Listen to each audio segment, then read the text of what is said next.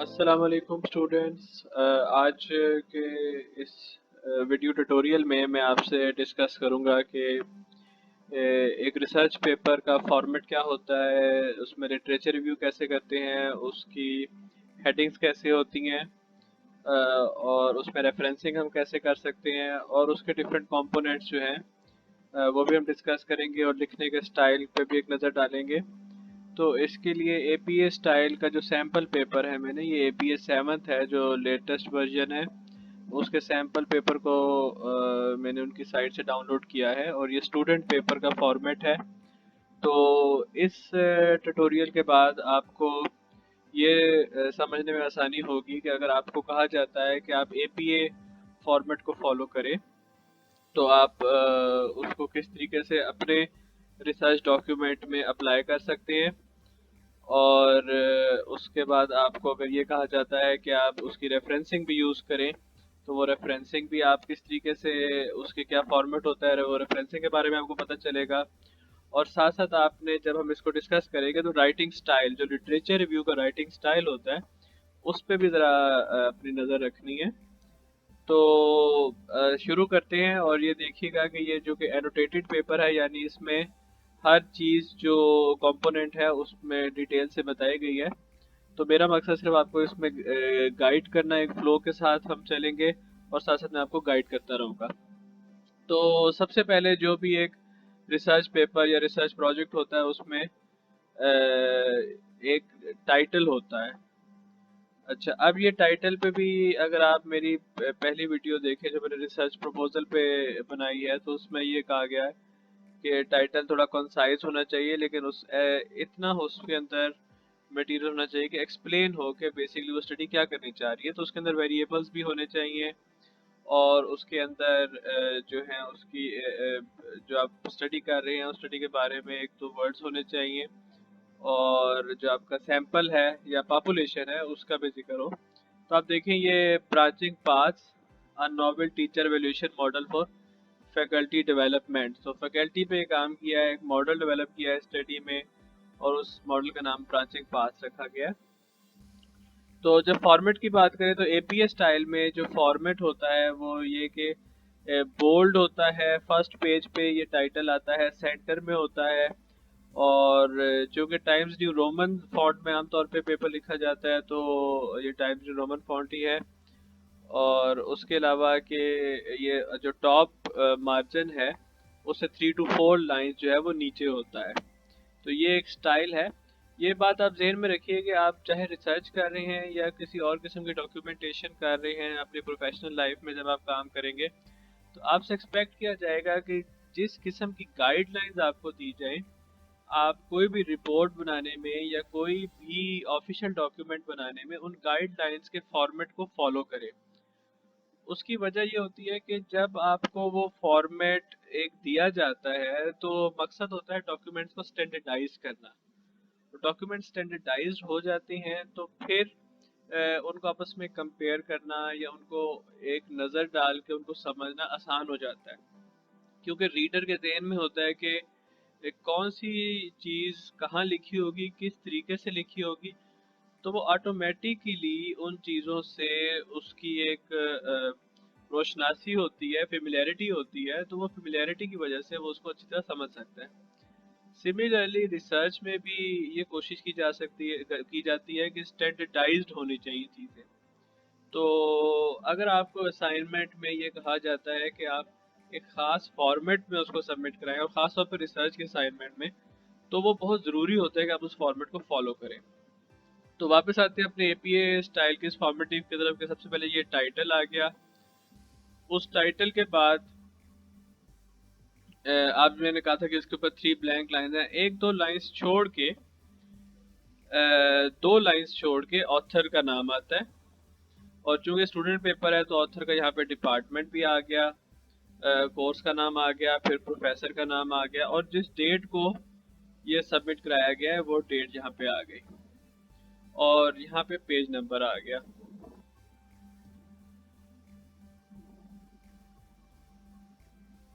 उसके बाद आ गया एब्स्ट्रैक्ट। एब्स्ट्रैक्ट में ये जो बोल्ड किया गया है 12 फॉन्ट साइज है इसका, तो ये सेंटर में है। तो ये एब्स्ट्रैक्ट बेसिकली बताता क्या है कि आप जो पेपर आपने जो सारा काम किया उसके अंदर जो आपने लिटरेचर यूज़ किया, उसके अंदर जो हाइपोथेसिस जनरेट किए, उसके अंदर जो आपकी प्रॉब्लम स्टेटमेंट थी और उसके अंदर जो आपने मेथडोलॉजी यूज़ की, उस मेथडोल उसको एक समराइज्ड तरीके से यहाँ पे प्रेजेंट कर देता है, ताकि पढ़ने में रीडर को अंदाज़ा हो जाए कि मैं इस पेपर से क्या हासिल कर सकता हूँ। तो आमतौर पे ये एक पैराग्राफ होता है 200 टू 300 लाइंस, और इस पैराग्राफ से ज़्यादा हम आमतौर पे एब्स्ट्रैक्ट को प्रेफर नहीं करते, क्योंकि वो फिर बहुत डिटेल हो जाता है। तो अगर हम इसको एक दफ़ा रीड आउट कर लें कि इसने लिखा हुआ है कि a large body of assessment literature suggest the students evaluation of their teacher can fail to measure the constructs of teaching in a variety of context। तो ये इसने एक पुराने लिटरेचर का हवाला दिया कि उस लिटरेचर में क्या गैप था और उस गैप को किस तरीके से हम फिलअप कर देंगे, नेक्स्ट ये बताएगा। लेकिन अभी शुरू में उसने एक गैप का जिक्र किया जो एक किस्म का एक प्रॉब्लम स्टेटमेंट ही बन गया। अच्छा, उसके बाद उसने कहा जी ये जो आप फैकल्टी डेवलपमेंट एफर्ट्स कर रहे हैं, यानी एक प्रैक्टिकल इशू को ले आया, उसके साथ उसने लिटरेचर के गैप को कनेक्ट किया। The disconnect between SET results and faculty development effort is exacerbated in educational context that demands particular teaching skills that SET do not value in proportion to their local importance and do not measure at all। Obviously ये जो बात इसने लिखी है आपको ऐसा इसलिए समझ नहीं आएगी क्योंकि आपके मे बी कोर्स से ये रिलेटेड ना हो, लेकिन इसमें कहने का मकसद ये है कि हमने पुराने लिटरेचर और प्रैक्टिकल इश्यूज को आपस में रिलेट करके एक प्रॉब्लम हाईलाइट की, और फिर ये प्रॉब्लम हाईलाइट करने के बाद अब ये देखें कि ये पेपर क्या करना चाह रहा है। ये भी इसने एब्स्ट्रैक्ट में बताया कि this paper respond to this challenges by proposing an instrument for the assessment of teaching that allows institutional stakeholders to define the teaching construct in a way that determined to suit the local context। तो जी यहाँ पे उसने एक problem statement शुरू में बताई, यहाँ पे बताया कि जी उसके सोल्यूशन के लिए ये पेपर क्या करने जा रहा है। तो ये एक मेजरिंग इंस्ट्रूमेंट प्रेजेंट करने जा रहा है। अब क्या इंपॉर्टेंस है उसकी, सिग्निफिकेंस देखें, एब्स्ट्रैक्ट में आ गई। The main innovation of this instrument relative to traditional SET, यानी कि पहले जो SETs थे उससे जो ये नया इंस्ट्रूमेंट है ये इसलिए बेटर है because it employs a branching tree structure populated by a binary choice items based on empirically derived binary choice, binary definition, scale, develop and so on so forth। तो विदाउट गोइंग इनटू डिटेल कि जी इस concept का क्या मकसद है, हमारा हमारा मकसद यहाँ पे ये समझना है कि किस तरीके से एब्स्ट्रैक्ट लिखा जा रहा है। बताया कि जी पहले लिटरेचर में और प्रैक्टिकल इश्यूज क्या हैं, लिटरेचर में क्या गैप्स हैं, वो पेपर क्या करने जा रहा है, और जो पेपर सोल्यूशन प्रोवाइड कर रहा है वो किस तरीके से बेहतर है। The paper argues that this structure can allow stakeholders to define the teaching construct by changing the order and sensitivity of the notes that tree of possible outcomes. ठीक है, तो पेपर के फिर कंक्लूजन क्या है, वो conclusion उसने कि पायलट स्टडी जो है उसका थोड़े रिजल्ट उसने दिए, कंक्लूजन एंड पे दी। तो इस तरीके से आप अपने एब्स्ट्रैक्ट को लेके चलते हैं, और ऑब्वियसली जो एब्स्ट्रैक्ट है वो लिखा जाता है जब आप पूरी स्टडी कंप्लीट कर लेते हैं। तो शुरू में इसको हम नहीं लिखते, लेकिन आमतौर पे एक एब्स्ट्रैक्ट हम लिखते हैं जब हम अपनी प्रपोजल सबमिट कराते हैं, तो उसमें भी एक एब्स्ट्रैक्ट होता है। तो उसका आमतौर पे इस किस्म का एक स्ट्रक्चर होता है। कीवर्ड ज़रूरी होते हैं आजकल किसी भी रिसर्च पेपर या किसी भी रिसर्च रिपोर्ट के लिए। उसकी वजह यह है कि जब ये हम ऑनलाइन सबमिट कराते हैं तो ये कीवर्ड्स ही यूज़ होते हैं जिससे आपकी रिसर्च को सर्च किया जाता है, जिससे आप ऑप्टिमाइज कर देते हैं फॉर सर्चिंग। तो जी क्या कहते हैं एब्स्ट्रैक्ट के बारे में, an abstract quickly summarises the main points of the paper that follows it. तो ये एक एब्स्ट्रैक्ट होता है। इसकी आमतौर पर 250 वर्ड्स होते हैं, लेकिन ये कि 300 तक भी पॉसिबल होते हैं। कई जर्नल्स पे डिपेंड करता है कि वो किस किस्म का उनका फॉर्मेट है। अच्छा जी, फिर जब हम आते हैं जहाँ हमारा पेपर स्टार्ट होता है तो एपीए फॉर्मेट के हिसाब से आप दोबारा से अपना जो टाइटल है वो लिखते हैं, और उस टाइटल के बाद आप फिर इंट्रोडक्शन की हेडिंग एपीए फॉर्मेट में नहीं होती, लेकिन कई जर्नल्स जो हैं और कई रिसर्च रिपोर्ट्स हैं इंट्रोडक्शन की हेडिंग मांगते हैं, तो आप इंट्रोडक्शन लिख सकते हैं। अच्छा, अब हम शुरू करते हैं जी लिटरेचर रिव्यू के बारे में। अब आप देखें, लिटरेचर रिव्यू लिखने का कुछ स्टाइल होता है जिसमें आप प्रीवियस स्टडीज, प्रीवियस लिटरेचर को साइट कर रहे होते हैं कि जी उसने क्या बात की है। तो अब यहाँ पे देखें, उसने शुरू किया सबसे पहले एक कोटेशन से जो उसने किसी और की स्टडी से बोरो की है, एज इट इज लिखी है। जो सेंटेंस उसने लिखे हैं वो सेंटेंस इस पेपर में लिखे हैं। तो अगर आपको कोट कर रहे हैं तो उसमें ये इन्वर्टेड कॉमर्स कोटेशन मार्क्स जो हैं उस जरूर आएंगे। ये कोटेशन मार्क्स जो हैं ये आपको ये आइडेंटिफाई कर रहे हैं कि ये कोटेशन एज इट इज उठाई गई है। अच्छा, अब अकॉर्डिंग टू, जब अकॉर्डिंग टू का वर्ड आया और ऑथर का नाम उसके बाद आया, तो फिर ऑथर का नाम ब्रैकेट से बाहर होगा, उसकी जो पब्लिकेशन उसका ईयर होगा, और चूंकि ये ध्यान में रखिएगा कि ये एक कोटेशन है, तो आपने फिर उसका पेज नंबर भी लिखना है जहां से ये कोटेशन उठाई गई। ये जरूरत अब नहीं होती जब आप अपने वर्ड्स में लिखते हैं लेकिन साइट करते हैं, क्योंकि आपने आइडिया उस ऑथर से लिया है। लेकिन अगर आपने किसी की कोटेशन उठाई है एज इट इज, यानी उसी के सेंटेंस उठाए हैं, तो फिर आप यहाँ पे पेज नंबर लिखेंगे। ओके, आगे चलते हैं। As the practices that constitute modern programmatic faculty development have evolved their humble beginnings to become a commonplace features of university life।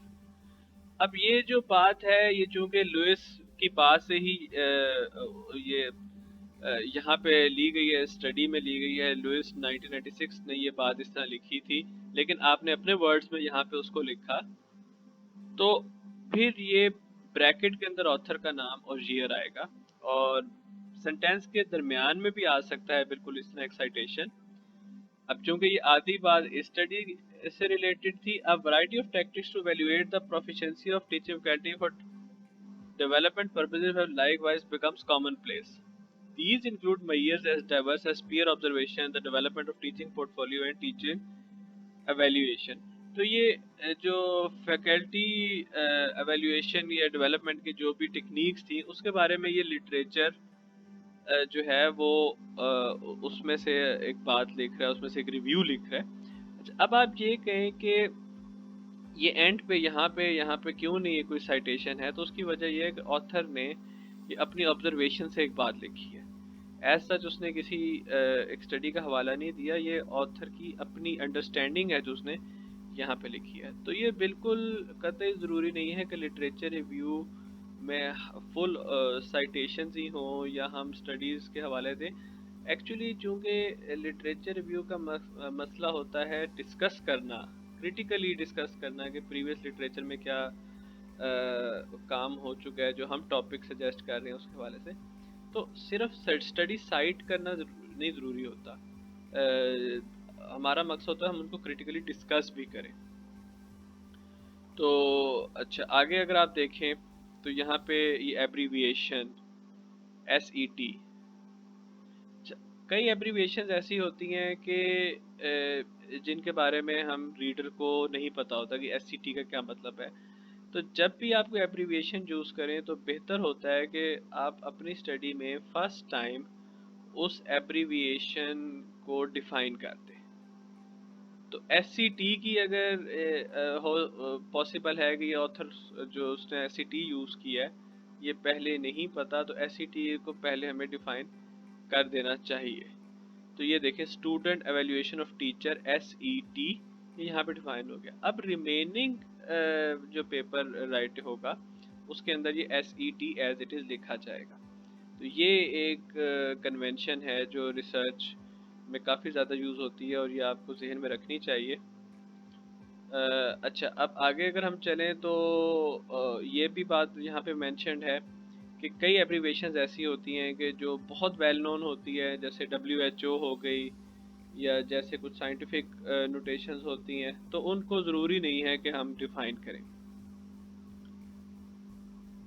अच्छा, अब एक बात पीछे जो हमने अभी ये डिस्कस किया था पिछले पैराग्राफ में, तो वो मैं आपको यहाँ पे बताऊं कि जब ये इसने इस ऑथर को साइट किया, तो मैंने आपसे कहा था अपने वर्ड्स में लिखी है, तो उसको उसने कैसे समझाया है कि here we have merely paraphrased an idea from the external source, thus no location और पेज नंबर is required।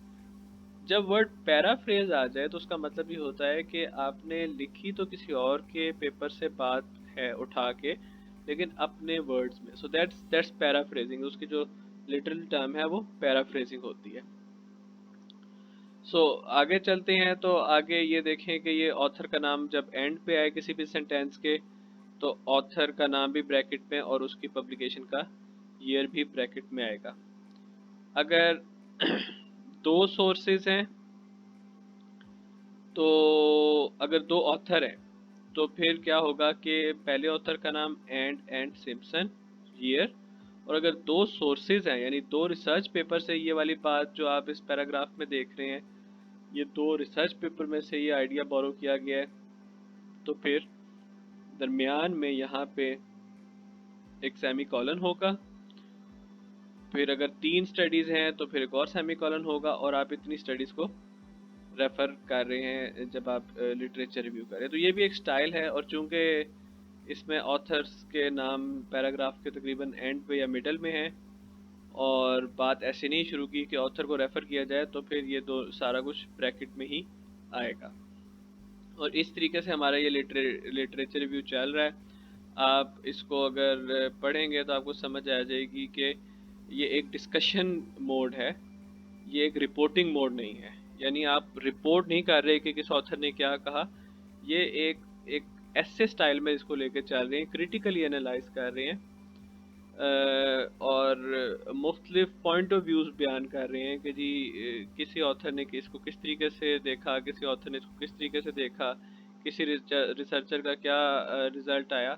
तो ये हमारे लिए इसलिए भी ज़रूरी होता है कि हम अपनी जो प्रॉब्लम स्टेटमेंट, जो अपने टॉपिक जिसको हमने लेके चलना है, जिसके ऊपर रिसर्च करनी है, हम उस टॉपिक के डिफरेंट पर्सपेक्टिव्स जो ऑलरेडी रिसर्च हो चुकी है हम उनको हाईलाइट करें। अगर उनमें कॉन्ट्रडिक्शंस हैं हम उनको हाईलाइट करें, अगर उसके अंदर कुछ कमी है, गैप्स हैं, कुछ वेरिएबल्स ऐसे हैं जो डिस्कस नहीं किए हुए, तो हम उसको हाईलाइट करें। तो अच्छा, अब यहाँ पे देखें कि फिर से आ गया एक कोटेशन, तो उस कोटेशन के बाद की जो साइटेशन है उसके अंदर पेज नंबर भी दिया गया है। अच्छा, यहाँ पे ये भी उसने बताया कि अगर एक से ज़्यादा साइटेशंस हो जिनको हम इन टेक्स्ट यानी टेक्स्ट के दरमियान की साइटेशन कहते हैं, तो अल्फ़ाबेटिकली होती हैं। वैसे तो ये वाली बात हमारे लिए याद रखना इसलिए भी इतना ज़रूरी नहीं होता कि हम आमतौर पे आजकल साइटेशंस किसी सॉफ्टवेयर के थ्रू करते हैं, जैसे एंड नोट्स हो गया, या जिस तरीके से आजकल मेंडले काफ़ी फेमस सॉफ्टवेयर है और फ्रीली भी अवेलेबल है, और ऑनलाइन भी वो यूज़ हो सकता है। तो वो फिर खुद ही सॉफ्टवेयर हैंडल करते हैं, हम उसको बता देते हैं कि हमें जो है वो साइटेशंस एंड रेफरेंसिंग चाहिए इन एपीए स्टाइल या किसी और स्टाइल में जो आपका सुपरवाइज़र आपसे डिमांड करे, या जिसके लिए आप रिसर्च कर रहे हैं, एजेंसी या किसी जर्नल के लिए कर रहे हैं, तो आपसे डिमांड करे। अच्छा, एक और स्टाइल जो ज़रूरी है हमारे लिए समझना, कि समटाइम्स ऑथर का नाम हम पहले लिखते हैं और ईयर एंड पे। अच्छा, ये कब होता है कि जब हम अपनी राइटिंग के तसलसल को कायम रखना चाहते हैं। तो अब ये देखें, Darwin refers to them as an establish orthodoxy and venerated axiomatic institutional presence इतने साल में इस पेज पे, क्योंकि यहाँ पे बीच में कुछ ऐसी टर्म्स आई हैं जिनको आपने इन्वर्टेड कॉमर्स में लिखा है, तो फिर पेज नंबर यहाँ पे ज़रूरी हो गया। फिर रिसर्च में कुछ ऐसे वर्ड्स होते हैं जो हम कहते हैं कि उस रिसर्च की राइटिंग, उसकी लिटरली ब्यूटी को बढ़ाती हैं। उन रिसर्च में से जैसे moreover, however, therefore, henceforth, for instance, ये इस किस्म के वर्ड्स हैं जिनको जब आप अपने लिटरेचर रिव्यू में यूज़ करते हैं, तो आप एक लिटरली एकेडमिक राइटिंग के स्टाइल को अडॉप्ट कर रहे हैं। तो अब यहाँ पे चूंकि ये बात एक पैराग्राफ में डिस्कस हो गई, एक टॉपिक, और लेकिन वो टॉपिक फिनिश नहीं हुआ, उस टॉपिक को अब हमने एक नई जो है सिमत में लेके जाना है। और वो सिमत क्या है कि जब ये आपने सारा प्रीवियसली एसईटी के बारे में जो लिटरेचर है वो डिस्कस किया, तो अब यहाँ पे वो ये बताना चाह रहे हैं ऑथर के SET do not only help university direct their faculty development efforts, they have also come to occupy a place of considerable institutional importance। यानी एसईटी की वो इम्पोर्टेंस जो पिछले पैराग्राफ में थी, उससे हटके एक और इम्पोर्टेंस भी है जो अब इस पैराग्राफ में उसको डिस्कस करेगा। अच्छा, अब यहाँ पे एक और स्टाइल ऑफ साइटेशन हमें नजर आ रहा है। वो स्टाइल ये है कि बात तो हमने इस ऑथर की लिखी, लेकिन उसको हमने पढ़ा इस ऑथर के पेपर में से था, और हमने ये यहाँ पे लिखा कि एक इनडायरेक्ट साइटेशन है। वो ये कि अ, इस इस ऑथर के पेपर में साइट हुआ था जिसको मैंने अपने पेपर में साइट किया। और फिर से मैं आपको ये बात बताता चलूँ, इसको आपने जहन में रखना है कि आपने सारी पैराफ्रेजिंग के जरिए लिखा, आपने अपने वर्ड्स में लिखा, आपने बिल्कुल भी कोशिश की कि जो एग्जैक्टली किसी और रिसर्च पेपर में या रिसर्च पीस ऑफ रिसर्च में लिखा हुआ था, आपने एज इट इज़ उसको नहीं कॉपी और पेस्ट किया, क्योंकि वो ऑटोमेटिकली ना सिर्फ प्लेजराइज्ड कंसीडर होगा, वो आपकी टर्निटिव रिपोर्ट जब जनरेट होगी तो उसमें भी वो हाईलाइट हो जाएगा। तो ये इस तरीके से देखें चल रहे हैं आगे। जब भी नंबर हो, आप उसको डबल डिजिट नंबर हो तो उसको नंबर न्यूमेरिक फॉर्म में लिख सकते हैं, परसेंट को परसेंट भी लिख सकते हैं, और परसेंट को उसका साइन भी यूज कर सकते हैं। कई दफ़ा ऐसी भी साइटेशंस आ जाती हैं जिसमें ऑथर का नाम नहीं होता, लेकिन किसी गवर्नमेंट एजेंसी का नाम होता है या किसी और एजेंसी का नाम होता है, किसी इंस्टीट्यूशन का, तो हम उसको इस तरीके से भी साइट कर सकते हैं। उसके बाद जब आगे देखते चलें तो अब ये एट ऑल आ गया। एट ऑल कब आएगा कि जब आपके किसी एक रिसर्च पेपर को जिसको आप साइट कर रहे हैं उसमें 3 या उससे ज़्यादा ऑथर होंगे, तो फिर जो आपका एपीए स्टाइल है वो पहले ऑथर के साथ का नाम आएगा, यानी ये सर नेम होते हैं ऑथर्स के, और फिर उसके साथ एट ऑल लगा देगा। तो ये इसका स्टाइल है कि एट ऑल डॉट फिर कॉमा फिर ईयर। एंड वंस अगेन अगर आप सॉफ्टवेयर यूज़ कर रहे हैं तो सॉफ्टवेयर जो है इसको खुद ही हैंडल कर लेगा, आपको उसमें बॉदर करने की ज़रूरत नहीं पड़ेगी। अच्छा जी, आगे देखें, ये पैराग्राफिक फॉर्म में ये लिटरेचर रिव्यू चल रहा है।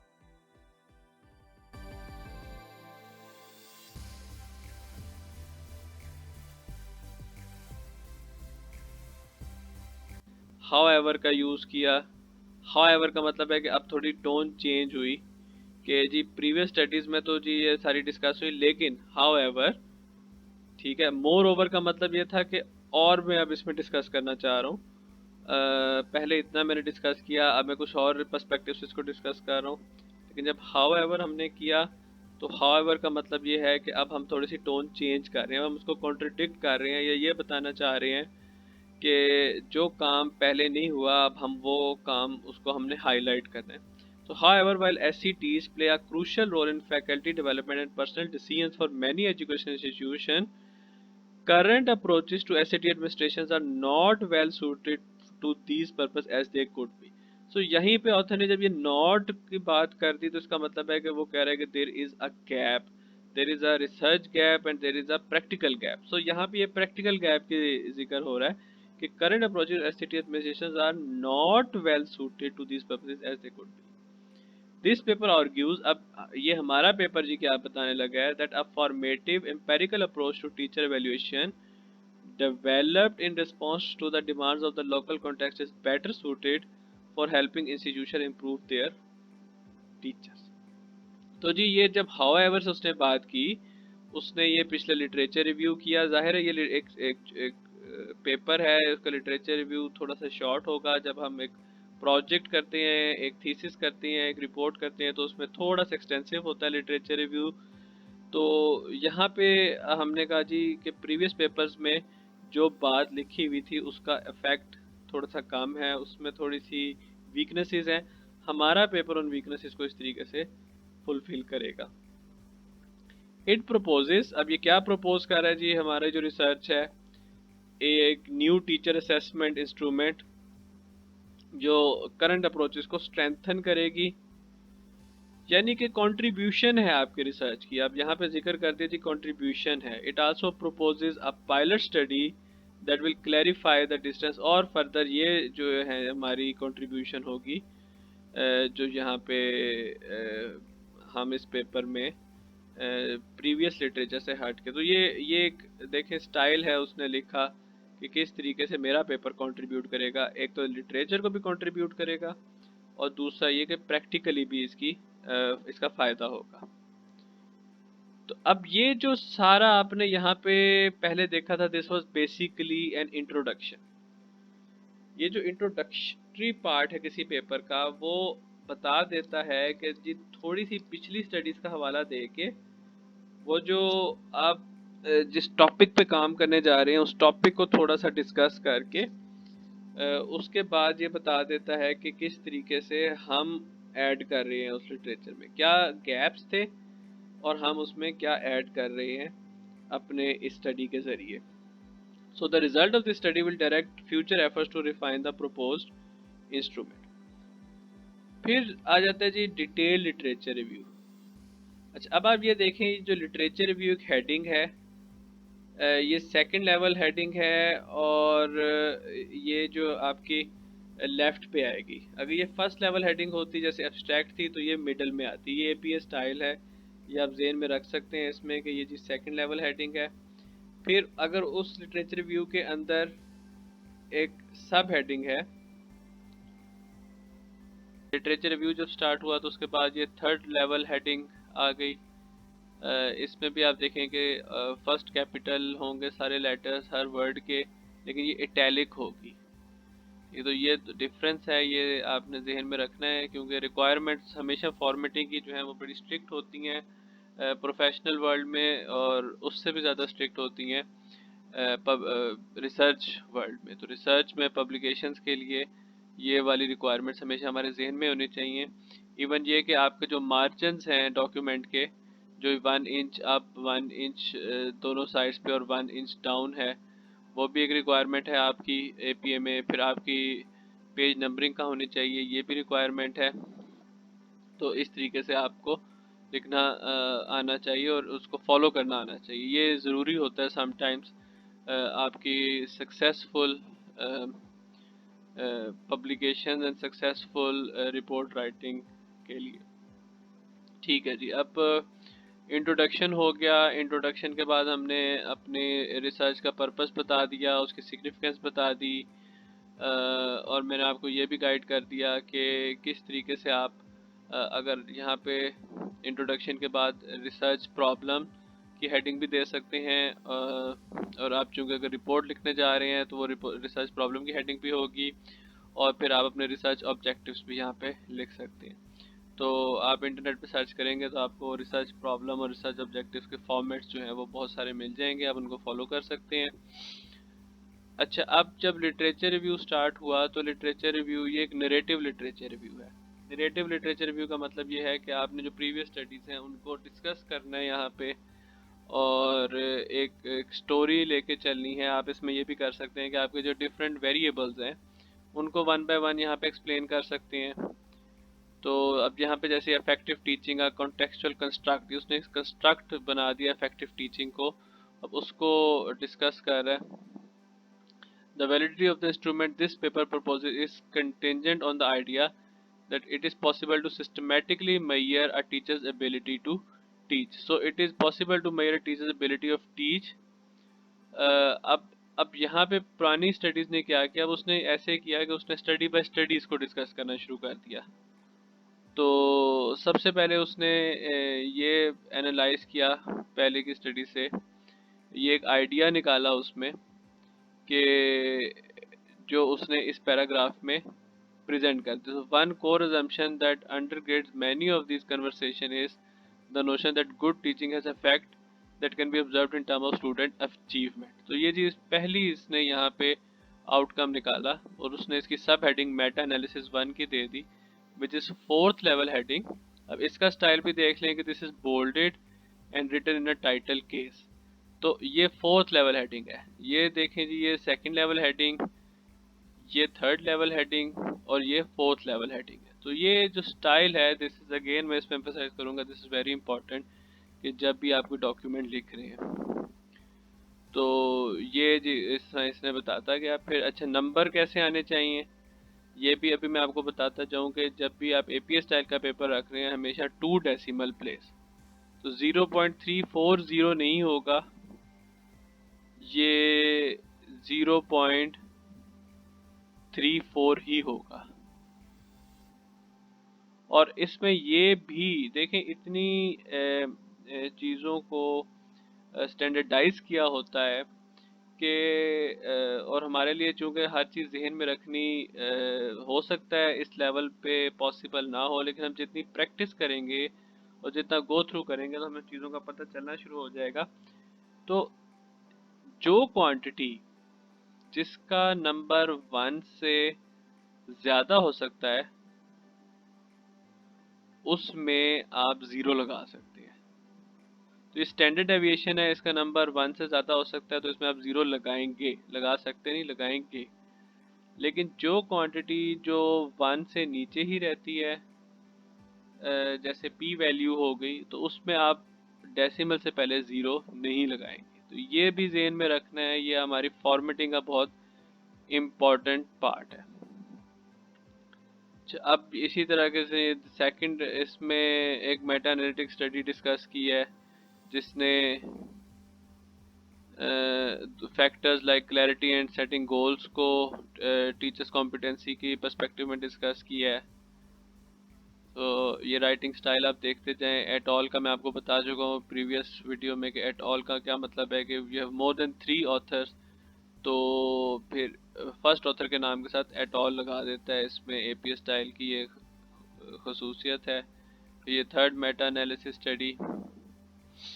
अब जब इसने ये 3 किस्म की स्टडीज डिस्कस कर ली तो फिर उसने उनको कॉम्प्रिहेंसिवली ये राइटिंग स्टाइल है कि these pieces of evidence suggest. देखिए आप दिस सजेस्ट या इट सजेस्ट की जगह उसने these pieces of evidence suggest करके यहाँ पे एक इसको ब्यूटीफाई किया, एक लिटरेरी स्टाइल की, एकेडमिक राइटिंग का स्टाइल अडॉप्ट किया है। that there are multiple teaching factors that produce measurable gains in student achievement। अब ये एक समरी उनकी आ रही है। and that the relative importance of individual factors can be highly dependent on contextual factors like student identity। तो मकसद ये होता है इस लिटरेचर व्यू का, आप अपनी जो अपना रिसर्च करना चाह रहे हैं आप उसको जस्टिफिकेशन इसमें फाइंड कर रहे हैं कि जी कहाँ फिट बैठती है मेरी रिसर्च। तो आप प्रीवियस रिसर्च को डिस्कस करेंगे, उसकी स्ट्रेंथ्स को आइडेंटिफाई करेंगे, उसकी वीकनेसेस को आइडेंटिफाई करेंगे, उसके तरीक़ेकार मेथडोलॉजी को आइडेंटिफाई करेंगे, तो फिर आप अपनी रिसर्च को जस्टिफाई कर सकते हैं। सो आगे चलते हैं। जाहिर है कि हम सारा का सारा लिटरेचर तो यहाँ पे गो थ्रू नहीं करेंगे। अच्छा, अब ये एक और स्टाइल रेफरेंसिंग में देखें कि जब अब variety of other commentators have also. अब ये वैरायटी ऑफ अदर कितने हैं, 4 हैं, 5 हैं, 6 हैं, 10 है, यहाँ पे मेंशन नहीं है, लेकिन उन सब ने बात यही की है।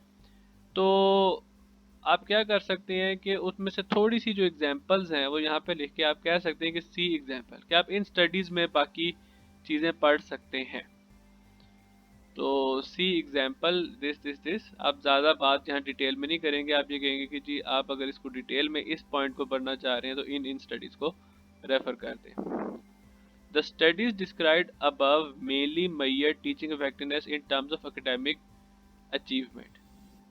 It should certainly be noted that these quantifiable measures are not generally regarded as the only outcome of effective teaching worth pursuing। Qualitative outcomes that increased affinity for learning are also important learning goals। तो ये जी उसने यहाँ पे ये बता दिया कि previous studies ने इस पे फोकस किया, लेकिन ये वाली जो बात मैं कर रहा हूँ, ये वाले जो कंस्ट्रक्ट्स आउटकम्स मैं डिस्कस कर रहा हूँ, ये भी ज़रूरी हैं। फिर इसने अपना सेकंड वेरिएबल उठाया एससीटीज, उसको डिस्कस किया, उसका लिटरेचर किया। अगर मैं आपको गो थ्रू करता जाऊं और पैराग्राफ्स के फर्स्ट फर्स्ट लाइंस को थोड़ा सा हम देख लें। While historical attempts to validate SATs have produced mixed result, ये mixed result आ गया कि contradiction है थोड़ा सा। Some studies have demonstrated their promise. Finally, SATs also serve purposes secondary to the sustainable goals of improving instruction that nonetheless matter. तो अब ये देखें, ये सिंथेसाइज कर रहा है अपनी, और ये काफ़ी डिटेल्ड लिटरेचर रिव्यू है जिसके अंदर ये एससीटी के बारे में बता रहा है। फिर उसने स्केल्स को डिस्कस किया। अब ये देखें, supporters of the empirical process argue. अब ये एक राइटिंग स्टाइल है that empirical scales have several advantages. तो आइए इस तरीके से हम जब खुद गो थ्रू करते हैं रिसर्च स्टडीज में, तो आइडियाज़ के साथ साथ हमें उनसे राइटिंग स्टाइल भी सीखने को मिलता है। और ये बड़ा ज़रूरी होता है कि हम उस राइटिंग स्टाइल को अपनी ही जो हम रिसर्च करने जा रहे हैं लिटरेचर भी उसके अंदर एडॉप्ट कर सके। तो हम ये पिकअप कर सकते हैं डिफरेंट रिसर्च पेपर से कि उन्होंने ये जुमला कैसे लिखा है, और उनके सेंटेंसेस जो हैं हम उनको किस तरीके से पिकअप कर सकते हैं। अब ये एक और स्टाइल यहाँ पे मेंशन है कि ये कोटेशन है which is longer than 40 words. यहाँ से इस रिसर्च पेपर से ली गई। तो जब ये लॉन्गर देन 40 वर्ड्स होगी तो आप उसको मिडल जस्टिफाई करके तो एक सेपरेट पैराग्राफ में कोटेशन की सूरत में लिखेंगे, और उसमें फिर इन्वर्टेड कॉमास नहीं आएंगे, उसमें ये पैरेंथेसिस के ये कॉलन के बाद आप यहाँ पे लिखेंगे और एंड पे पेज नंबर भी मेंशन कर देंगे। अच्छा, अब जब एक ही ऑथर के दो पेपर्स को आप रेफर कर रहे हैं तो फिर सिर्फ ऑथर का नाम आएगा और फिर उसके पेपर्स के ईयर आएंगे। तो जी यहाँ पे लिटरेचर रिव्यू ख़त्म हुआ, और उस लिटरेचर रिव्यू को उसने जी एंड इस बात पे किया। आमतौर पे जब हम अपनी क्वांटिटेटिव स्टडी करते हैं तो लिटरेचर रिव्यू के बाद हम एक फ्रेमवर्क बनाते हैं और उसके बाद हम हाइपोथेसिस लिखते हैं। ये वाली चूँकि क्वांटिटेटिव स्टडी नहीं है, ये इंस्ट्रूमेंट डेवलपमेंट की स्टडी है, ज़्यादा इसमें रिव्यू पे फोकस किया हुआ है, तो इसमें वो वाला तो स्टेप नहीं है हाइपोथेसिस जनरेशन का, या लेकिन उसने एंड एक कंक्लूसिव बात पे किया है। और वो कंक्लूसिव बात ये कि the most prevalent criticism empirical scale development literature is that the local contingent nature of empirical scales basically discard any notion of the result. अब इसने प्रीवियस लिटरेचर को क्रिटिसाइज किया है, पहले भी किया होगा लेकिन यहाँ पे उसने फाइनली कंक्लूसिवली क्रिटिसाइज किया है, और इसलिए क्रिटिसाइज किया है कि वो जस्टिफाई कर सके कि मैं ये स्टडी क्यों करने चाह रहा हूँ। अच्छा जी, ये मटेरियल एंड मेथड्स अब आप खुद जहन में लाएं कि कौन से लेवल की हेडिंग है। ये सेंटर में है,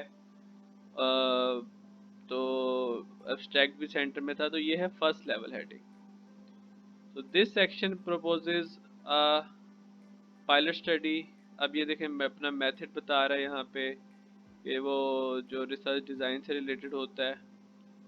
अच्छा, अब ये भी आप जहन में रखें कि जब आप स्केल को डिस्कस करेंगे, जब उसको कोट करेंगे तो वो अटैलिक में होगा। तो strongly agree, agree, disagree, strongly agree और अनडिसाइडेड, ये स्केल जैसे लिकट स्केल आप यूज़ करते हैं तो वो आप इस तरह अटैलिक्स में उसको लिखेंगे। लेकिन अगर आप नंबर साथ इसके मेंशन कर रहे हैं कि जी strongly agree is 1, disagree is 2, तो फिर आप उसको अटैलिक नहीं करेंगे। तो ये सारी जी मेथडोलॉजी चल रही है। अच्छा, अब इम्पॉर्टेंट एस्पेक्ट आ गया। हमने हेडिंग्स देख ली, साइटेशंस देख ली, हमने ये डिस्कस कर लिया कि मार्जिन हमारे 1 इंच के होने चाहिए चारों साइज पे। तो फिगर्स कैसे होनी चाहिए? आप हमेशा कोशिश करते हैं अगर आप कलर्ड फिगर्स या ब्लैक एंड वाइट फिगर्स हों, वो इस तरह की होनी चाहिए कि आप इजीली उनमें से रीड आउट कर सकें। अच्छा, उसके बाद एपीएस स्टाइल में फिगर 1 इस तरह लिखना है आपने, बोल्ड करना है, और दरम्यान में कोई डॉट वगैरह कुछ नहीं है, सिर्फ ये फिगर 1, एक लाइन का गैप। और ये फिगर 1 जो है ये सेकंड लेवल हेडिंग है। बेसिकली इसका जो स्टाइल है बिल्कुल सेम है जो सेकंड लेवल का होगा। और यहाँ पे जो उसका टाइटल है वो इटैलिक होगा, नेक्स्ट लाइन में होगा। तो वंस अगेन फिर मैं ये काफ़ी दफ़ा बाद आपको बता चुका हूँ कि फॉर्मेटिंग इम्पॉर्टेंट होती है। जब टीचर स्टूडेंट्स को बताते हैं कि आपने फॉर्मेटिंग करनी है और उसका ख्याल नहीं रखते, उसका मकसद ये नहीं होता कि टीचर एग्जैक्ट जो है वो जुल्म करना चाह रहे हैं अपने स्टूडेंट्स पे या उनको फोर्स करना चाह रहे हैं। उसका मकसद ये होता है कि उनको एक प्रोसेस से गुजारा जाए कि वो लर्न करें कि प्रोफेशनल लाइफ में उनको बहुत सारे फॉर्मेट्स को फॉलो करना होता है, बहुत सारे डॉक्यूमेंट्स जो फॉर्मेटेड होते हैं उनकी जो पैटर्न्स होते हैं उनको फॉलो करना होता है। और रिसर्च में तो ये बहुत एब्सोल्युटली इम्पॉर्टेंट होता है। बहुत सारे जर्नल्स ने ऑलरेडी ये क्राइटेरियाज बनाए होते हैं कि अगर आपकी फॉर्मेटिंग ठीक नहीं है तो आपका आर्टिकल रिटर्न कर देंगे। फिर आप यहाँ पे नोट भी लिख सकते हैं अपने फिगर के साथ। सिमिलरली टेबल की फॉर्मेटिंग बिल्कुल फिगर्स के तरीके से है और उसके ऊपर आपने इटैलिक्स में उसकी हेडिंग लिख दी, ये टेबल है। अगर टेबल नेक्स्ट पेज पे आ रहा है तो फिर हेडिंग्स जो हैं वो रिपीट होंगी। अच्छा, फिर आप अपेंडिक्स में भी कुछ चीज़ें ऐड कर सकते हैं। अगर आपकी थोड़ा सा डिटेल्ड है जो चीज़ आप चाहते हैं कि पेपर की बॉडी में ना आए, लेकिन वो अपेंडिक्स में आ सकती हैं। फाइनली जब आपका पेपर एंड हो जाता है, कंक्लूजन वगैरह आप कुछ लिख लेते हैं, उसको रैप अप कर लेते हैं, तो फिर रेफरेंसेस आ जाती हैं। ये रेफरेंसेस का स्टाइल है, ये पहले भी काफ़ी डिटेल में डिस्कस हुआ है। कोशिश करें कि सॉफ्टवेयर्स यूज़ करें जिन सॉफ्टवेयर्स के अंदर ऑलरेडी प्रोविजन होती है कि जो स्टाइल आप उसको कहते हैं उस स्टाइल के हिसाब से वो उसको कर देता है फॉर्मेट। आजकल जो है वो अ, ये भी प्रिफर किया जा रहा है कि DOI नंबर, ये एक डिजिटल ऑब्जेक्ट आइडेंटिफिकेशन नंबर होता है जो हर रिसर्च पेपर या बुक का होता है, वो भी APS स्टाइल में साथ ऐड किया जाए। तो आप जब भी सर्च करें इंटरनेट पे, आप गूगल स्कॉलर से अगर डाउनलोड करते हैं अपनी साइटेशन, तो उसमें कभी DOI नंबर नहीं दिए होते और कभी ये भी इनकम्प्लीट इन्फॉर्मेशन भी दी होती है। तो आप कोशिश करें कि उसमें से जब डाउनलोड कर लें तो आप रिसर्च पेपर का DOI नंबर अलहदा से आपको मिल जाएगा। DOI.com से उस रिसर्च पेपर का नाम लिखे हुए उसका नंबर दे देगा, अब वो भी ऐड कर लें अपनी साइटेशन में गूगल स्कॉलर में, अपने एंड नोट्स या मेंडले की साइटेशन में। ये अपेंडिक्स है, ये अपेंडिक्स एंड पेज था। तो ये 2 लेक्चर पार्ट था about formatting of a research paper. APS style को हमने डिस्कस किया, about writing style, referencing style, लिखने के कुछ तरीके, कुछ टर्म्स ऐसी होती हैं कि जो हम यूज़ कर सकते हैं, जैसे more over, how ever, nevertheless, दस, इन एडिशन, अकॉर्डिंग टू, दो। तो ये चीज़ें जो हैं वो आपकी राइटिंग स्टाइल को बेहतर बना सकती हैं और दिखा सकती हैं कि ये एक level, high level literally academic research है। उसके बाद फॉर्मेटिंग भी हमने थोड़ी बहुत देखी उसमें। तो आई थिंक आपको इससे आइडिया हो गया होगा कि लिटरेचर रिव्यू और एक राइट अप आप किस तरह करते हैं। तो थैंक यू, टेक केयर, अल्लाह हाफिज़।